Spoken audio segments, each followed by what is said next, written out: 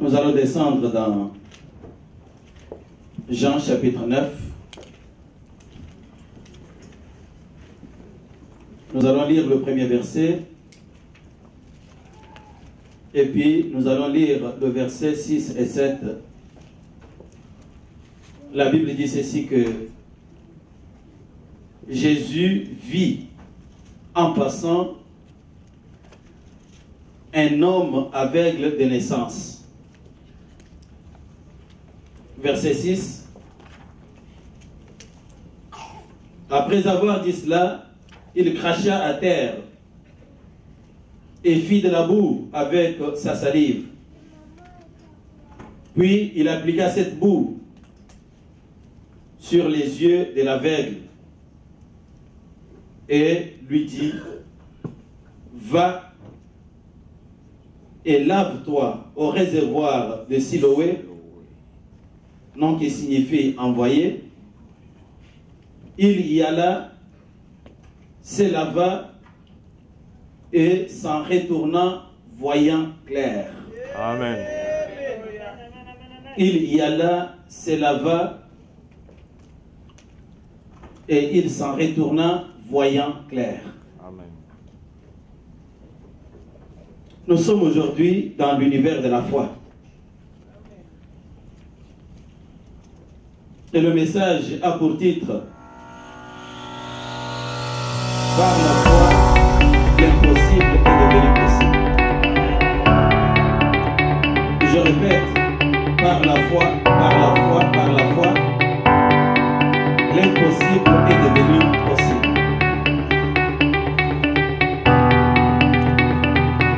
Je veux dire parce que le premier cantique d'adoration que nous avons eu nous plongeait déjà dans le message d'aujourd'hui. Et tout le travail que le pasteur André a fait dans la modération avait déjà qualité le chemin pour ce que Dieu a commencé. Mon objectif est de booster la foi de quelqu'un ce matin. Je vais rebooster ta foi. Pour la simple raison que la foi, c'est la matière première dont on se sert pour accomplir un miracle particulier dans ta vie. Ton miracle n'est pas un miracle. Ce que tu attends, c'est le passage de l'intervention de Dieu dans la vie d'une personne dépend de ce qu'il attend et dépend du développement de sa foi. Mais la foi est incontournable. Je l'appelle la matière première. Comme le projet de faire de la boue pour fabriquer ses choses. Dieu se sert de la foi pour fabriquer, pour produire quelque chose de merveilleux à ta vie. Et c'est ça la règle de Dieu. Je reste persuadé personnellement que par la foi, l'impossible est possible. Je reste persuadé, je crois du fond de mon cœur, que par la foi, l'impossible est possible. Lorsque le pasteur André, l'universitaire, il a cité le taille en disant que ce qui est pour Dieu ne peut pas être opposé. Ça, c'est dans le naturel. Ça, c'est dans l'univers matériel. Mais lorsque nous quittons l'univers matériel et que nous faisons notre entrée dans l'univers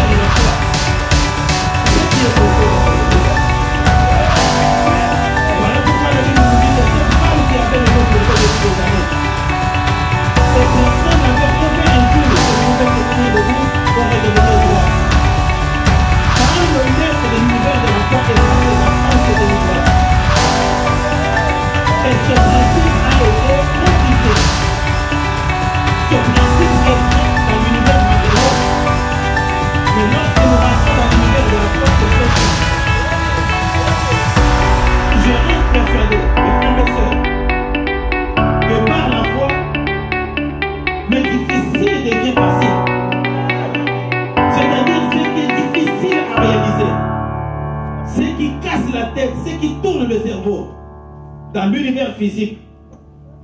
Lorsque nous entrons dans l'univers de la foi, ça devient facile. Je suis persuadé que dans l'univers de la foi, le complexe devient simple. Une équation à multiples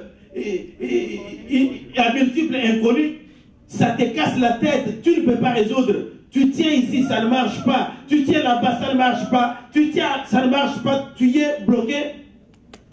Mais dès que tu entres dans l'univers de la foi, Dieu change le complexe et il devient simple. Wow. C'est-à-dire que tu trouves que ça devient une question simple à résoudre. Frères et sœurs, je suis en train de vous dire des choses vraies. Je sais pourquoi j'en parle. Je vous dis des choses vraies. C'est la vérité. Par la foi, le compliqué devient simple. Et le désespoir devient espoir. Celui qui a vécu toute sa vie sans voir une petite lumière, qui s'est même condamné lui-même, qui a dit lui-même que non, pour moi, c'est fini, il n'y a aucune porte de sortie. Par la foi, l'espoir va renaître. Amen. Je suis persuadé toujours que par la foi, les obstacles deviennent des portes par lesquelles vous passez. Je crois. C'est-à-dire ceux qui vous barrent la route. Dieu va en faire une porte par laquelle vous entrez et vous arrivez là où vous devez saisir le plan parfait de Dieu pour votre vie. Apocalypse dit que je placerai devant toi une porte ouverte que personne ne peut fermer. C'est-à-dire aucun obstacle. Dieu place lui-même. Je crois. La mer Rouge est devenue un boulevard pour permettre aux enfants d'Israël de traverser. Donc l'obstacle est devenu un chemin par lequel on peut passer. Mais c'est seulement ceux qui ont la foi qui peuvent passer par ce chemin. Quand Pharaon a essayé d'emprunter le même chemin, il a été englouti. Nous sommes ici dans l'univers de la foi. Dans l'univers de la foi, tu vas obtenir ta guérison si tu le veux. La Bible dit qu'il te soit fait selon ta foi. C'est-à-dire que la balle se trouve dans ton propre camp. Ne regarde pas ton frère. Ne regarde pas ta soeur. Ne cherche pas le coupable ailleurs. Ta foi seule peut te donner ce que ton cœur désire.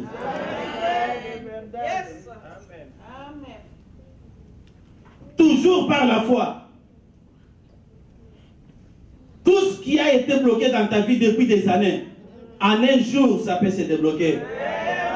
Et par la foi, Dieu peut écrire une nouvelle page de ton histoire ou de l'histoire de ta vie.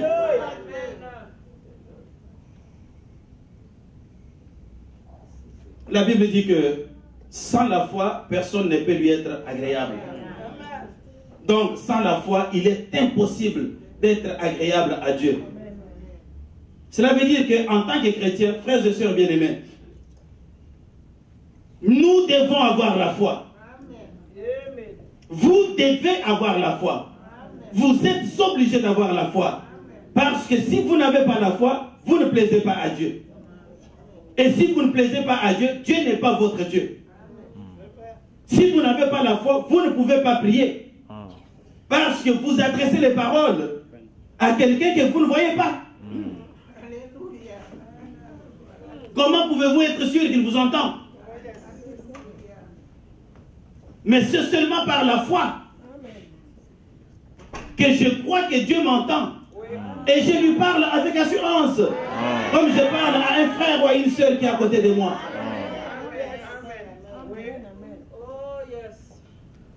C'est par la foi que je lui expose mes problèmes. Et je reste rassuré qu'il m'a écouté et qu'il va me répondre. Voilà pourquoi la Bible dit que, oh, toi qui écoutes les prières, tous les hommes viendront à toi. Mais tu ne peux pas venir à lui si tu n'es pas sûr qu'il t'entend.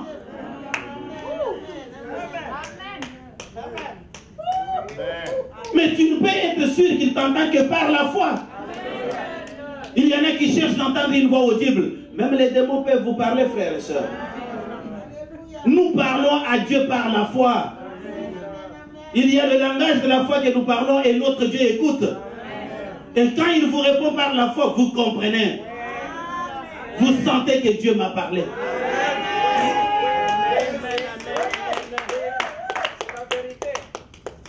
Je suis en train de vous parler de l'univers de la foi. Nous sommes dans l'univers de la foi. Et mon souci est de booster la foi de quelqu'un ce matin. La foi peut baisser, frère.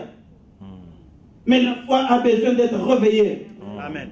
Comme la lumière peut s'éteindre, mais la lumière a besoin d'être rallumée. Je viens rallumer ta foi ce matin, mon frère, ma soeur. Et tu as de bonnes raisons de croire, parce que Dieu est fidèle. Je crois. La Bible dit que le juste de Dieu, et Dieu d'ailleurs dit que mon juste, la Bible ne dit pas que le juste, mon juste à moi, lui, il vivra par la foi. La Bible dit aussi que nous marchons par la foi. Nous ne marchons pas par la vue. Notre vie n'est pas commandée par ce que nous voyons, mais notre vie est commandée par ce que nous croyons.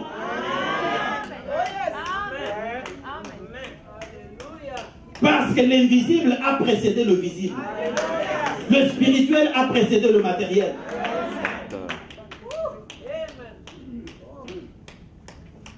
Même en vous, vous ne voyez pas votre esprit, mais c'est votre esprit qui commande votre corps.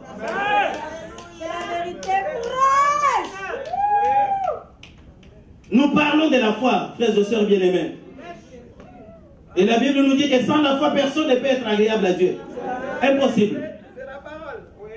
Vous ne pouvez pas continuer à compter sur Dieu tout en n'ayant pas la foi. C'est une contradiction, frère.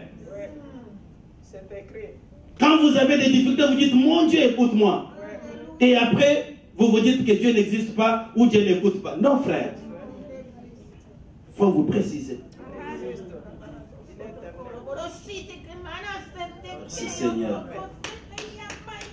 Alléluia. Super. Dans le texte que nous venons de lire, la Bible dit que Jésus vit en passant un homme qui était aveugle de naissance. La Bible ne nous donne pas le nom de cet homme. La Bible nous dit tout simplement qu'il était né aveugle. Donc cet homme n'avait jamais vu le soleil. Cet homme ne connaissait même pas la couleur de sa peau. Il ne pouvait même pas reconnaître la face de sa mère.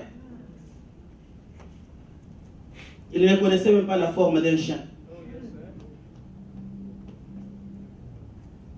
La Bible nous dit aussi que cet homme était conscient d'une chose. Il était conscient que depuis que le monde existe, jamais homme n'a ouvert les yeux d'un aveugle né. Il le dit au verset 32. Et je répète. Il était conscient que depuis que le monde existe, et c'était la vérité, jusqu'à son temps, jamais homme n'a ouvert les yeux d'un aveugle né. Cela veut dire que cet homme vivait dans un désespoir total. Total. Il était conscient qu'il était né aveugle. Il était aussi conscient qu'il allait rester aveugle jusqu'à sa mort. Pas d'issue de sortie.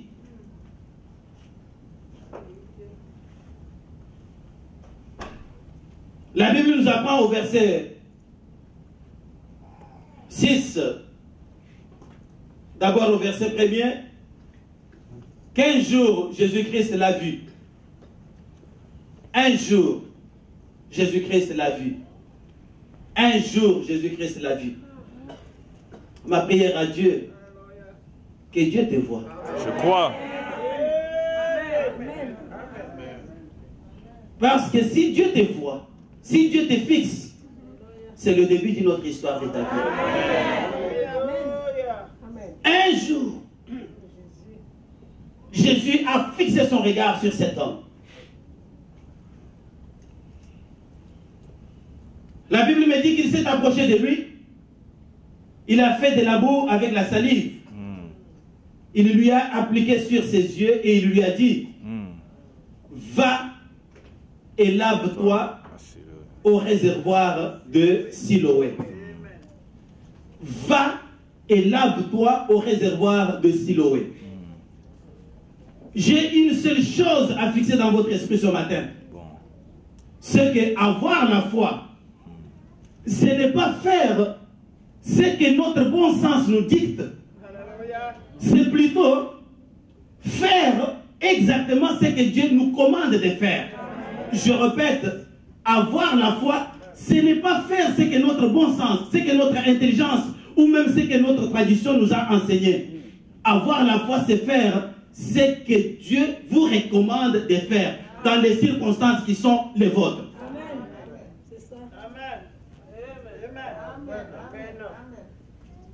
La Bible raconte dans le 2e livre de Rois, au chapitre 5, 15 jours, le prophète Élisée a reçu un homme de marque.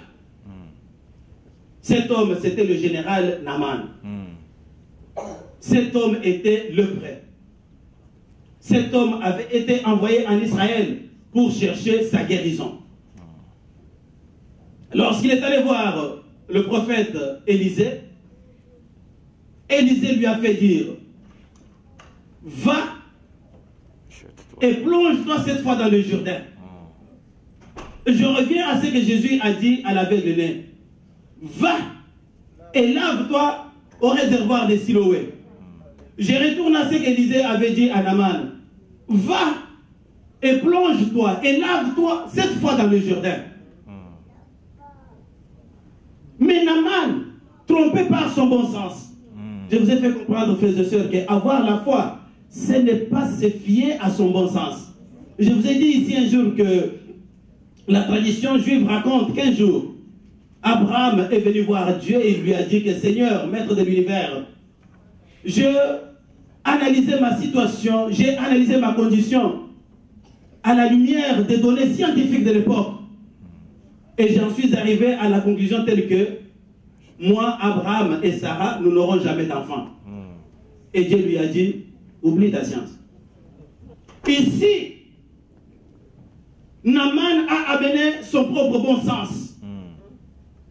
Il est allé chercher la guérison. L'homme de Dieu lui a dit, va te laver 7 fois dans le Jourdain. C'était aussi simple que ça. Mais Naaman a réfléchi, dit, qu'est-ce qui se passe au juste?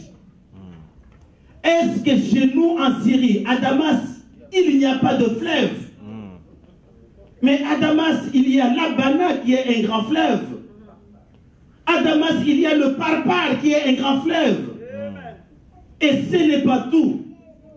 Les fleuves de Damas sont des loin meilleurs que toutes les eaux d'Israël. Et pourquoi il m'envoie ici? Est-ce que je ne peux pas me laver dans le Parpar ou dans l'Abana et être guéri? Moi, j'aurais souhaité, ça c'est sa logique. Mais dans les choses de Dieu, nous devons mettre pause sur notre logique. Il dit que j'aurais souhaité qu'il sorte, qu'il me touche, qu'il invoque son Dieu, qu'il fasse des grimaces. Et là, il m'envoie, gare, nous partons. J'ouvre une parenthèse, frère. Amen. Ne viens pas dans les choses de Dieu. Ne viens pas dans la foi de Dieu avec ta logique ou la logique que le monde t'a appris. Dieu est de loin plus grand que notre logique, frère. Il y a des gens qui sont malades, il y a des gens qui ont un problème, mais qui viennent avec leur logique, qui disent que pour que je sois guéri, il faut qu'on me frotte de l'huile. L'huile ne guérit pas.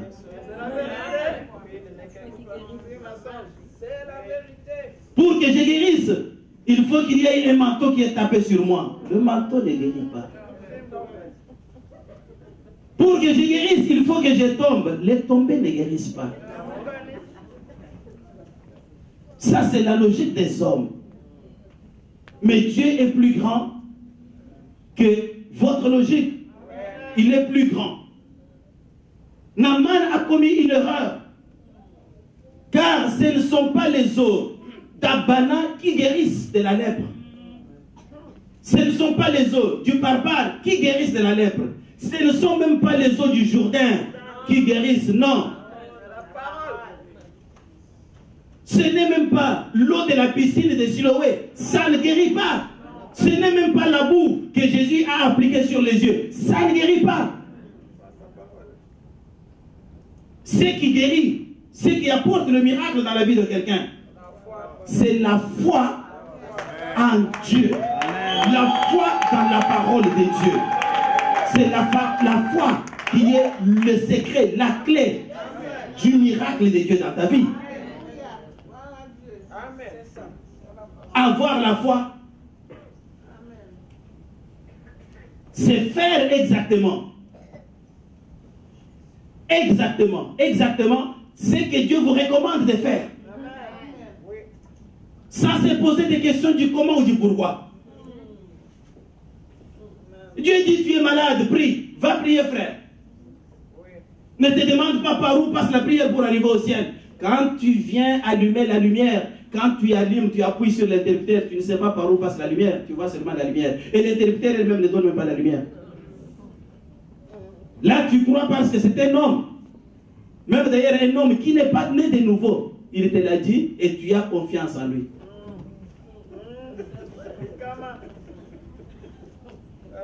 Mais le Dieu de gloire te dit, prie. Quand il est temps de prier, tu es en train de penser à ton problème. Non, Dieu dit prie. Dieu ne dit pas ne pense à ton problème, prie. Ce n'est pas en pensant à ton problème que tu vas trouver solution. Prie. Il est temps de prier, prie. Jette ton cœur devant Dieu, parle à Dieu. Tu as un problème, tu es en train de te ruiner, de ronger, de murmurer, de critiquer, de te plaindre. Tu te plains, oui, mais la plainte ne te donnera pas de réponse. La rébellion ne va pas te donner de réponse. Les amis ne te donneront pas de réponse parce que ça se trouve au-delà de leur capacité. Mais il n'y a que Dieu qui est le Seigneur de l'impossible, qui est capable de convertir ton impossible en possible. Et il te dit, prie. Prie. Quand il te dit prie, prie. Il t'a donné des promesses. Il a dit, ne vous inquiétez de rien. C'est lui qui a dit. Avoir la foi, c'est faire exactement ce que Dieu recommande de faire par sa parole.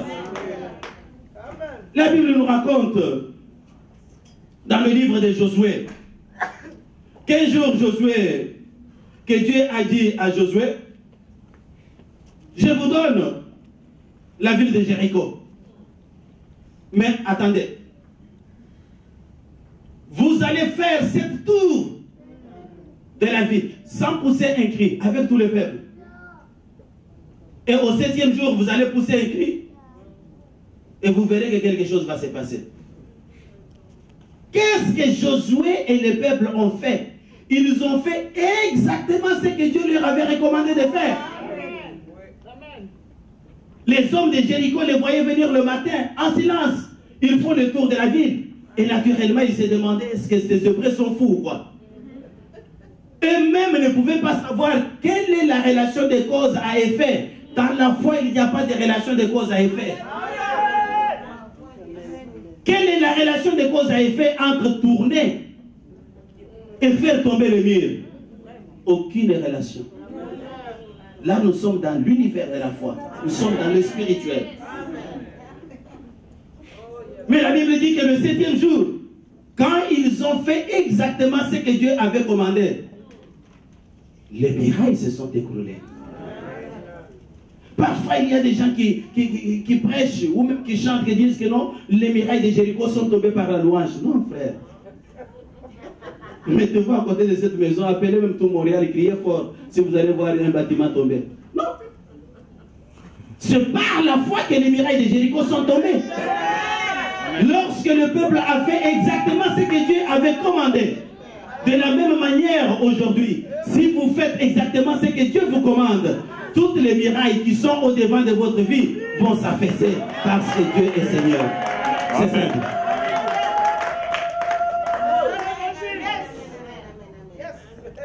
Hébreu le dit que c'est par la foi que les murs de Jéricho tombèrent. Hébreu ne dit pas que c'est par la louange ou par le cri. C'est par la foi que les murs de Jéricho tombèrent. Nous parlons de la foi. Alléluia. Je vous fais comprendre que par la foi, l'impossible est devenu possible. Et qu'avec la foi, nous entrons dans l'univers spirituel. Nous ne sommes pas dans l'univers matériel. Dans le premier livre des Rois, au verset 17, au chapitre 17, à partir du verset 15, du verset 1, Dieu dit à Élie, va te cacher près du torrent de Kérit. J'ai ordonné au corbeau de te nourrir là. Si tu as la Bible ouverte, souligne là. J'ai ordonné au corbeau de te nourrir là. Là au torrent de Kérit. Élie n'est pas allé au Jourdain. Élie n'est pas allé au temple. La parole a dit, va près du torrent de Kérit.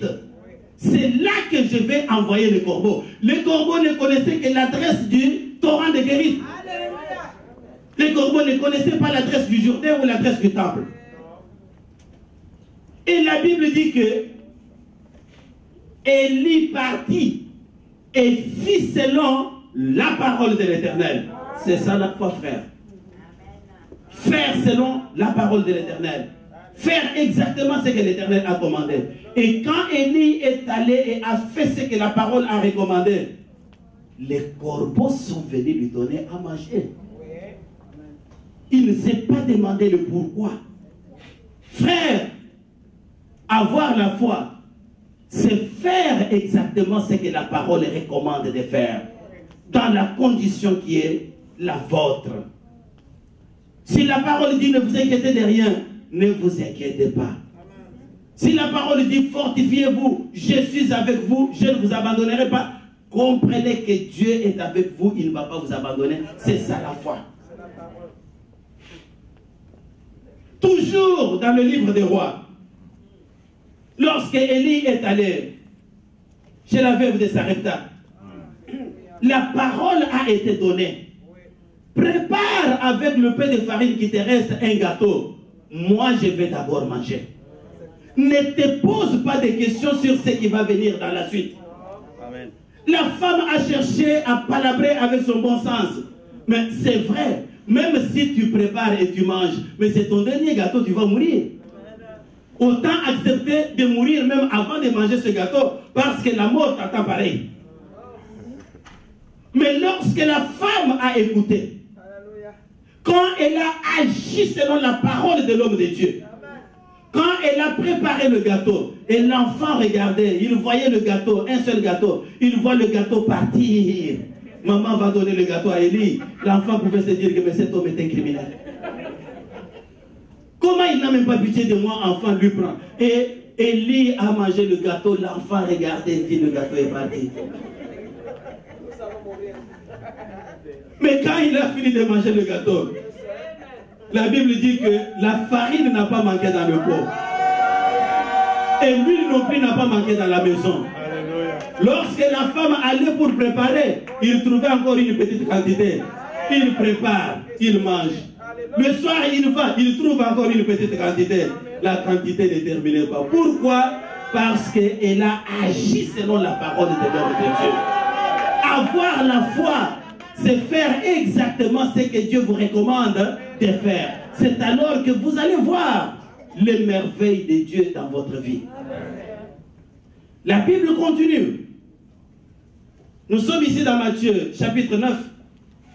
Que le Saint-Esprit a dit un jour à une femme qui était malade depuis 12 ans, qui avait la perte de sang. Peut-être que vous lirez dans la Bible, que la Bible dit que elle s'est dit en elle-même. Elle s'est dit quoi? Lorsque Jésus a demandé à Pierre qui je suis, Pierre a dit, tu es le Christ, le Fils du Dieu vivant. Qu'est-ce que Jésus lui a dit? Tu as triché.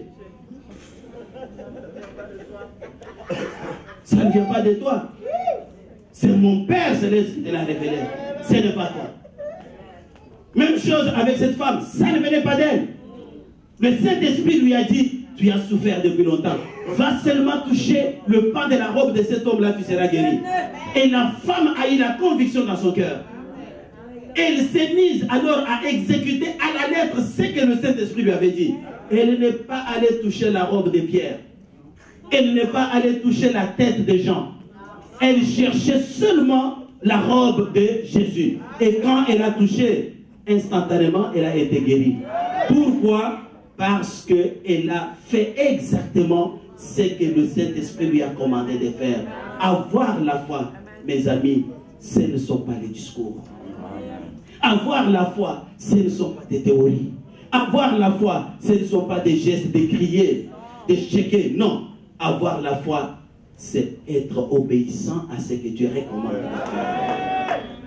Et quand vous le faites exactement, vous allez voir que Dieu va se manifester. Dans Luc, chapitre 5, Jésus dit à Pierre, Pierre, avance dans les eaux profondes et jette le filet. Pierre dit, ah, toute la nuit, avec notre professionnalisme, nous avons péché toute la nuit et nous n'avons rien attrapé. Mais, sur ta parole, parce que toi tu as parlé, si c'était Jacques qui me demandait cela, je ne le ferais pas. Si c'était mon père qui me demandait de retourner encore dans l'eau, je ne retournerai pas. Mais parce que toi, Jésus, tu as parlé, je vais. Amen. Et quand Pierre a jeté le filet, c'était une quantité extraordinaire de poissons. Pourquoi? Parce qu'il a exécuté à la lettre le commandement du Seigneur. Avoir la foi, frères et sœurs bien-aimés, c'est faire exactement ce que la parole de Dieu vous commande de faire. Revenons maintenant à notre texte. Je suis en train de vous parler de l'univers de la foi. Et je vous ai dit que mon souci ce matin, c'est de booster la foi de quelqu'un. Je vous ai fait comprendre que rien n'est impossible à Dieu et que si nous avons la foi, l'impossible va devenir possible dans notre vie. Je vous ai dit aussi qu'avoir la foi, c'est faire ce que Dieu commande de faire sans se poser les questions du pourquoi et du comment. Je vous ai aussi dit que cet homme était né aveugle. Et il était conscient d'une chose. Il était conscient qu'il est né aveugle. Il va mourir aveugle parce que jamais homme n'a ouvert les yeux d'un aveugle né. Mais la Bible nous dit que Jésus lui a dit ceci.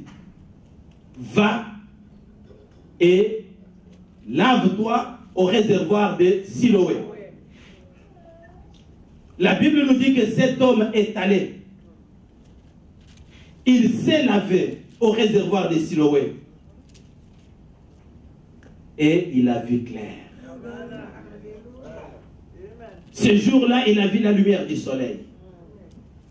Ce jour-là, il a vu la couleur de sa peau. Pourquoi? Parce qu'il ne s'est pas posé la question du pourquoi et du comment. Il a fait exactement ce que le maître lui a commandé de faire. Mon frère, ma soeur, ne continuez pas à mener une vie de désespoir silencieux. Croyez tout simplement. Mon frère chrétien, croyez. Peu importe ce que vous vivez, peu importe la condition que vous traversez, il y a dans le ciel un Dieu qui est capable de changer l'histoire de ta vie. Je sais que vous avez besoin de la foi pour imposer silence à tous vos ennemis qui vous torturent jour et nuit. Élie a imposé par la foi silence à tous ses détracteurs. Je sais que vous avez besoin de la foi pour renverser les différents obstacles qui se sont érigés sur votre vie. Tout ce que vous voulez toucher, ça ne marche pas. Tout ce que vous voulez faire, ça ne marche pas. Tout le monde est monté contre toi. Monte dans l'univers de la foi. Monte dans le spirituel. Alors Dieu combattra à ta place. Aie tout simplement la foi. Point un trait. C'est par la foi que les murs de Jéricho sont tombés. Je sais que vous avez besoin de la foi pour obtenir votre guérison. Peu importe ce que les hommes racontent sur votre vie. Peu importe le diagnostic des hommes. Vous avez besoin de la foi pour voir Dieu opérer dans votre vie. Lorsque Maman Marianne est en train d'acclamer, elle comprend ce que signifie marcher par la foi. Ne vous fiez pas à ce que vos yeux voient. Faites plutôt confiance à ce Dieu qui a le pouvoir de donner vie à toutes choses, qui a le pouvoir de ramener même ceux qui sont morts à la vie. Vous avez besoin de la foi pour obtenir ce que vos cœurs désirent. Combien de grands garçons, combien de grandes filles sont en train de se plaindre, je n'ai pas le mariage. Mais le mariage n'est pas loin de toi, ma soeur. Le mariage n'est pas loin de toi, mon frère. Je te l'ai dit, tu as seulement besoin de la foi. Et Dieu va mettre sur ton chemin la femme ou l'homme qu'il avait préparé pour toi avant la fondation du monde. Et tu seras heureux, tu seras heureuse dans ton mariage. Parce que la Bible nous dit que pour chaque homme, Dieu a prévu une femme, frère. Ne marche pas avec la tête courbée, crois tout simplement. Ici, nous sommes dans l'univers de la foi. La Bible dit que la foi est une ferme assurance des choses qu'on espère et une démonstration de celles qu'on ne voit pas. En d'autres termes, la foi est une ferme confiance. Est une ferme confiance que les choses que je désire, ça va se réaliser, mais avec l'aide de Dieu. Et je fais toute confiance en Dieu. L'univers de la foi.